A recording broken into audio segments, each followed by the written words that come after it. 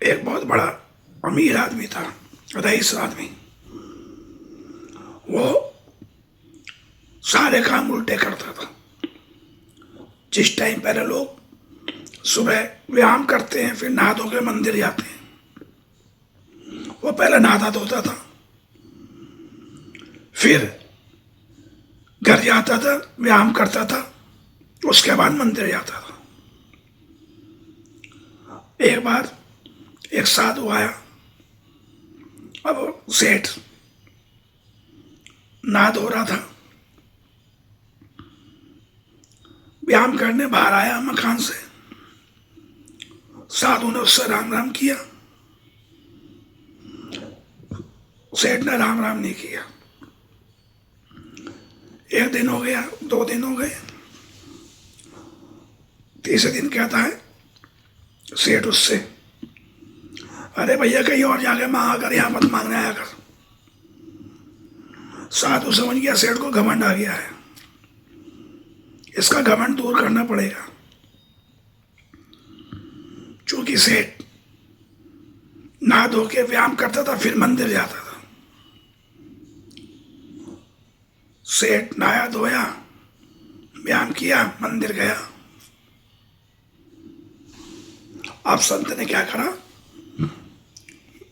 अपना घर में आ गया, पहुंच गया उसका वेश धर के। जो साधु था वो उस अमीर आदमी का रूप धारण करके अंदर पहुंच गया और चौकीदार से कह दिया किसी को घर में मत घुसने देना, एक आदमी मेरा रूप बना के घूम रहा है।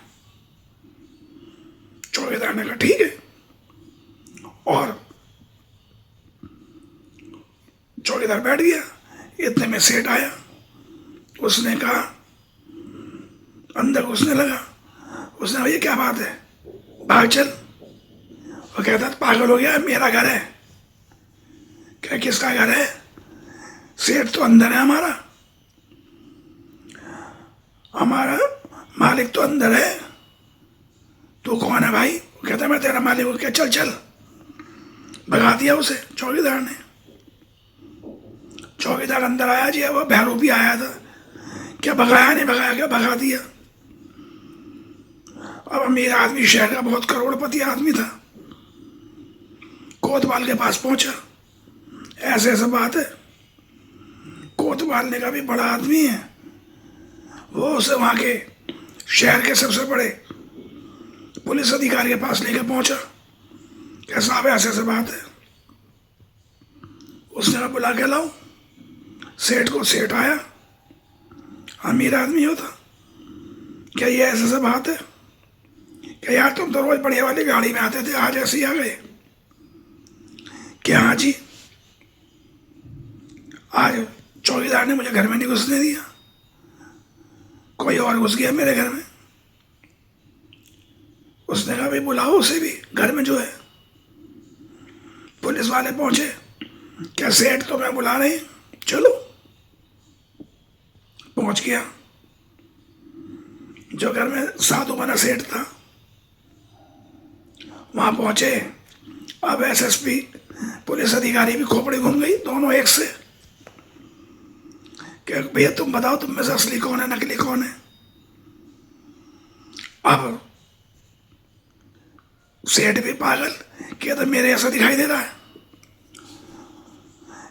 उसने कहा ये ऐसे नहीं मानेंगे। उसने कहा अपनी अपनी कंपनी का लाभ हानि बताओ। अमीर आदमी से पूछा तुम्हारे कितना काम है, क्या क्या चलता है, ये बताओ।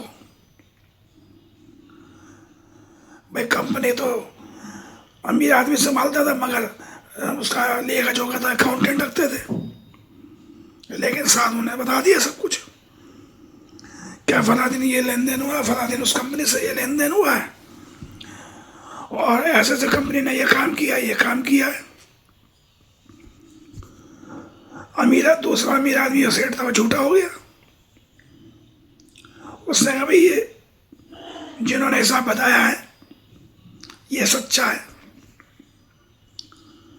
अब इसे जेल में डाल दो दूसरे वाले को। तो साधु मैंने सेठ ने कहा नहीं नहीं रहने दो, छोड़ दो इसे भी।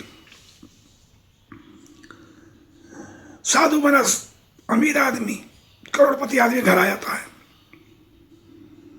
तो अब वो आदमी वहीं घूमता रहता है, सेठ जो असली सेठ है, क्या क्या करूं क्या ना करूं। अब साधु बना सेठ बाहर आता है, उससे राम राम करता है, उसे ले जाता है मंदिर, फिर कहता है पैसे का घमंड ज्यादा दिन नहीं रहता, आज तेरे पास है कल किसी और के पास होगा, इसलिए जब कोई तुमसे छोटा आदमी राम राम कर रहा हो उसकी राम राम का जवाब दो। घमंड के पैर नहीं होते, टूटता है तो आदमी को बर्बाद कर देता है। अब सेठ समझ गया, अमीर आदमी समझ गया जो करोड़पति है कि ये मुझे बहुत बड़ी अकल दी है, क्या गरीब आदमी की इज्जत होती है, उसका मान सम्मान करो, इज्जत करो। उस दिन से वो करोड़पति अमीर आदमी सुधर गया, अपने घर चला गया, चौकीदार ने उसे जाने दिया और साधु बने सेठ अपने असली रूप में आ गए। तो कथा का सार तो है, पहला, गरीब आदमी हो या कोई भी आदमी हो, सबका मान सम्मान कीजिए, सब सम्मान के अधिकारी हैं। दूसरा, पैसे का घमंड मत कीजिए, आज आप पे कल किसी और पे होगा, परसों किसी और पे होगा। और आपका व्यवहार, आपका आचरण आपके माँ बापों के संस्कार सिखाता है। ये घमंड कभी नहीं करना चाहिए। इसलिए इस कथा से ये सीख मिलती है। जय श्री राम।